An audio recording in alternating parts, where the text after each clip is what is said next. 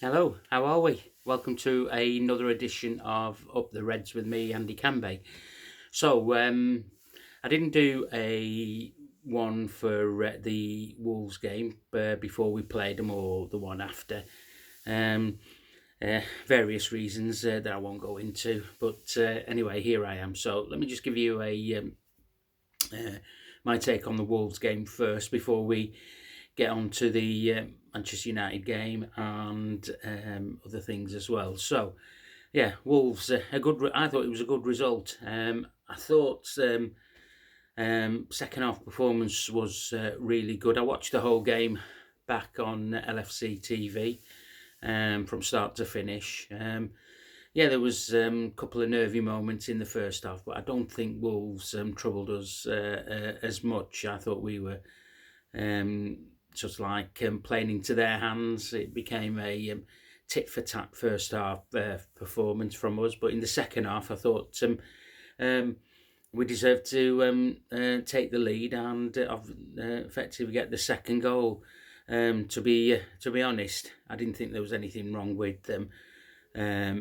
Nunez's goal, I think. If the referee sees it, Jota got a slight shove in the back, okay. And as he's falling, where else was his leg going to go? Yeah, it was a bit too soft, but you get that from Teeny, don't you? And the other monkey, donkey, whatever, at VAR headquarters. So yeah, it was a good 3 points. So I mean, we've uh, we're now getting into a bit of a role in the Premier League. It just looks like Liverpool of old. Um, that's what's that? Uh, Another clean sheet. Couple of goals scored. So yeah, we really did do well. I thought that Baticic in midfield was good again. Young lad had a horrible tackle done on him, where the Wolves player got booked, and rightly so. I want to talk about Fabinho. I thought that was Fabinho of old. He was snapping into the tackles, reading the game. His passing was a lot better, so I think we got the best out of him in that Wolves game. Maybe he had a point to prove. Alexander Arnold had a good game as well. I thought he was really good, both defensively and offensively. So yeah, all in all, it was really good. 3 points, and yeah, I think looking forward to the Manchester United game at home. That is a massive game now. Really, really is.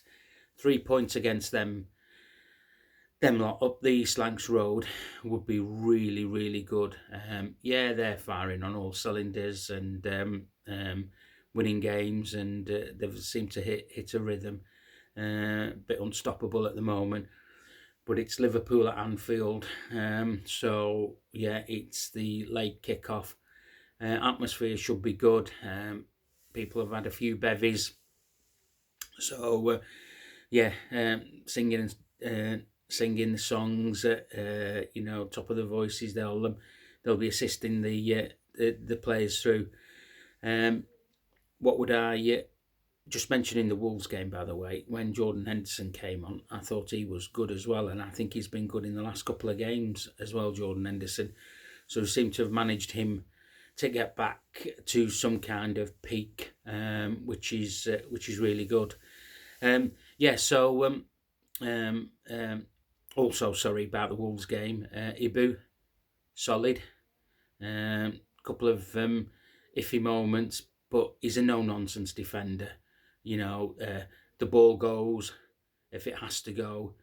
He can play a bit. He's also a threat in the box. I'd love him to score on Sunday.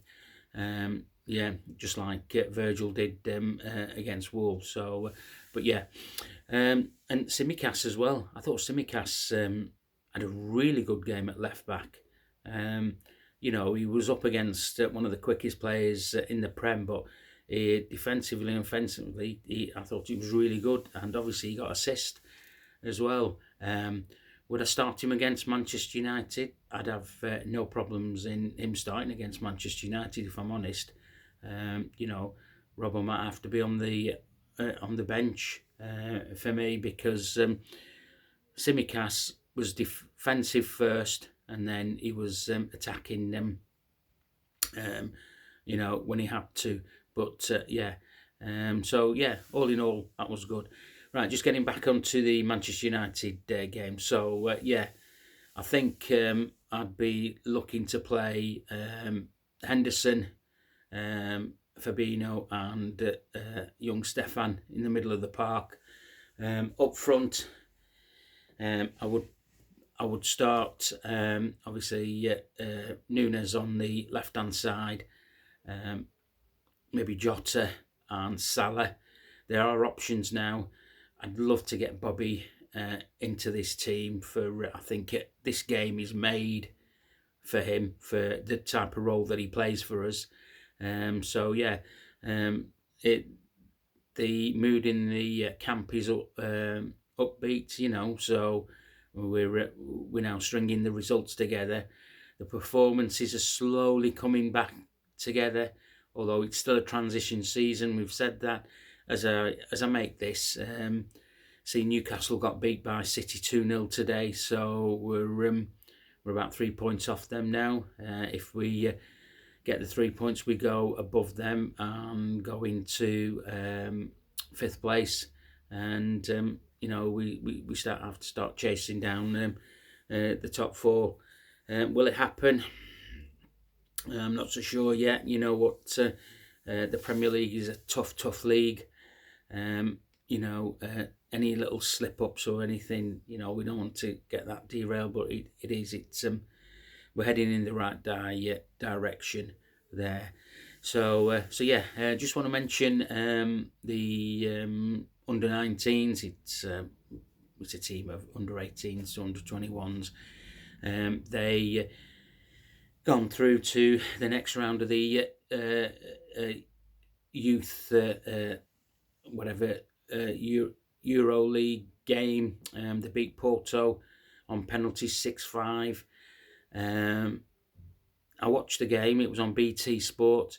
I have to say the referee in the first half was absolutely diabolical. I don't know where they got him from, but some of the decisions, every time a Porto player screamed. I live about 80 miles away from Kirkby. I could bloody hear them screaming. They were absolutely ridiculous. So the penalty that he gave Porto has to be one of the most embarrassing decisions I've ever seen from a referee of that standard, or for any standard. Our goalkeeper clearly wins the ball, clearly gets the ball first, and he gives them a penalty. Second half, that really knocked the youngsters' confidence in the first half. Second half, they galvanised, and they were creating lots of chances. Ben Doak was at the heart of things. Bobby Clark, he was involved in a lot of things.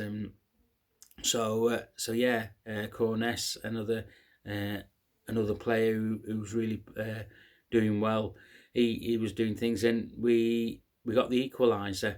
And then it went straight to pens. Ben Doak was the first take. He missed his penalty. And then one of their players missed theirs, and it went to sudden death. And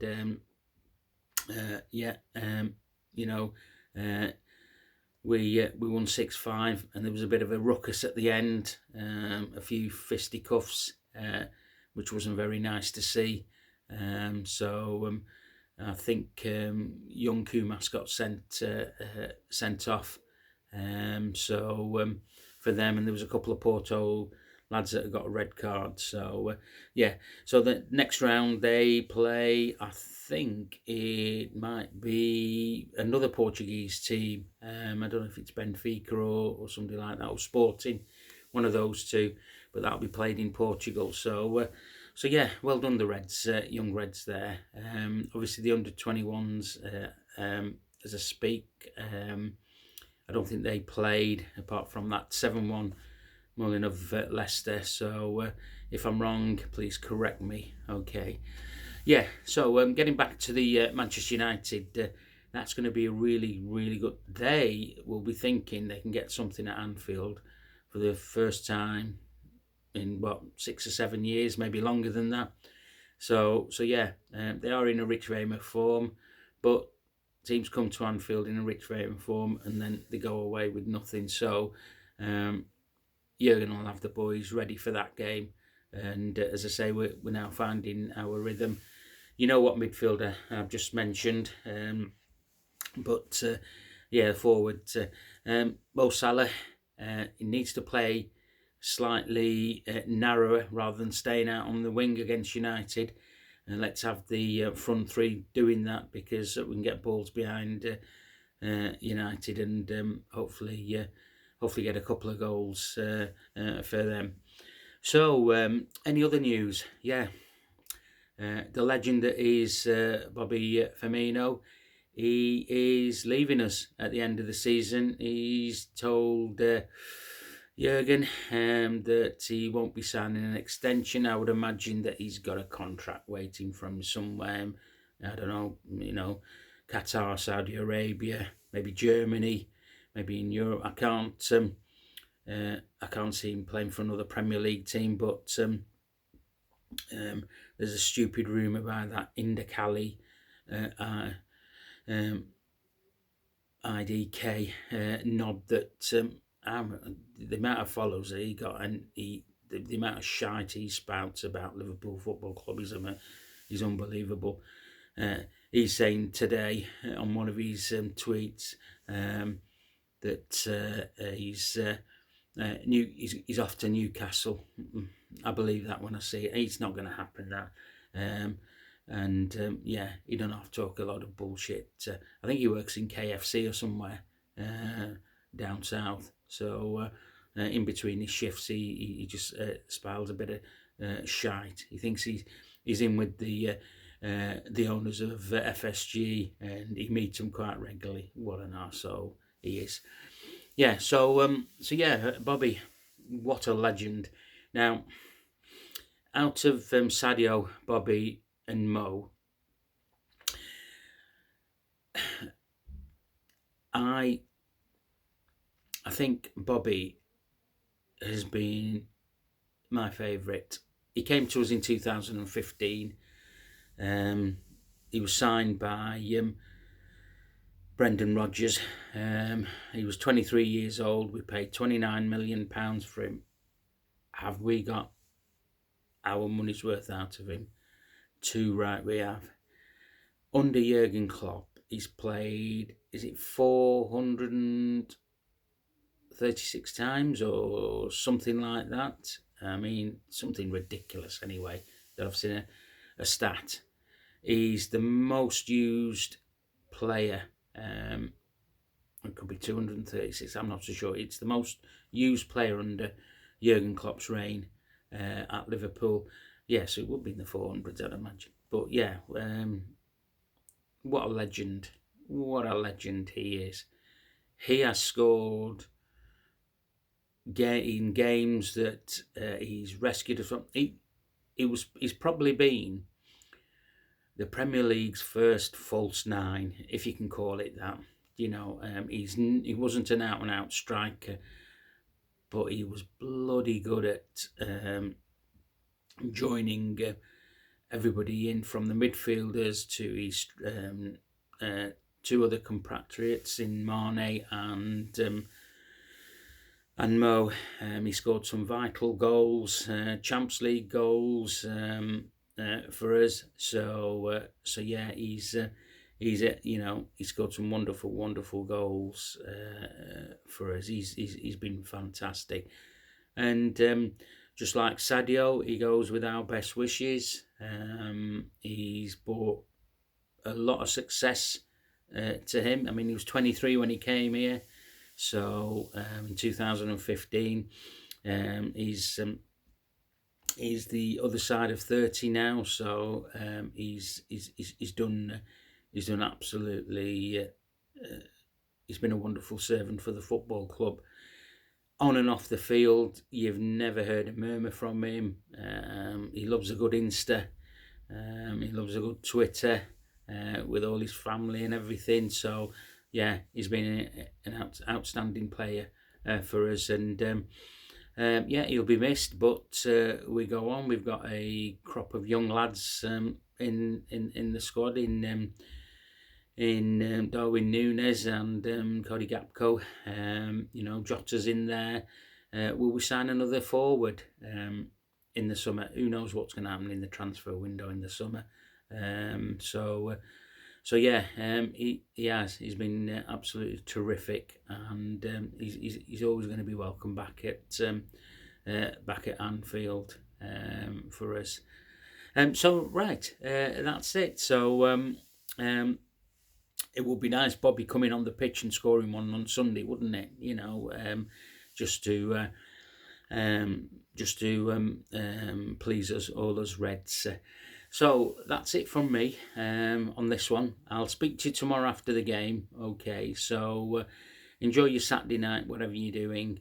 Up the Reds.